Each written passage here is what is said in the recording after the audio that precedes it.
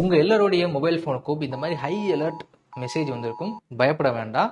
இது ஏற்கனவே 2023 உங்களுக்கு அலர்ட் மெசேஜ் அனுப்பியிருப்பாங்க. இது யார் அனுப்புவாங்க பார்த்தீங்கன்னா, National Disaster Management Authority Department of டெலிகம்யூனிகேஷனோடைய கோஆர்டினேட் பண்ணி இந்த அலர்ட் மெசேஜ் அனுப்புவாங்க. இது எதுக்காகனா, எர்த்குவேக், சுனாமி இந்த மாதிரி இயற்கை சீற்றங்கள் நடக்கிற நேரங்களில் மக்களுக்கு அலர்ட் மெசேஜ் அனுப்பணும், எமர்ஜென்சி விஷயங்களை புரிய வைக்கணுன்றதுக்காக தான். ஸோ தயவு செஞ்சு யாரும் பயப்படாதீங்க. இந்த மெசேஜ் வந்தால் கொஞ்ச நேரத்தில் அதுவே ஆஃப் ஆகிடும். ஆல்ரெடி 2023 அது வந்திருக்கும்.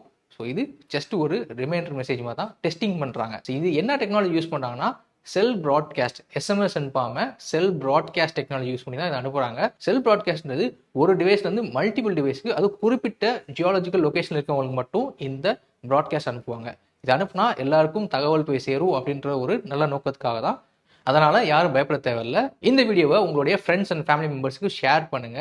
வெராண்டா ஐஏஎஸ் யூடியூப் சேனலை சப்ஸ்கிரைப் பண்ணிக்கோங்க. Veranda IAS, where your dream becomes reality.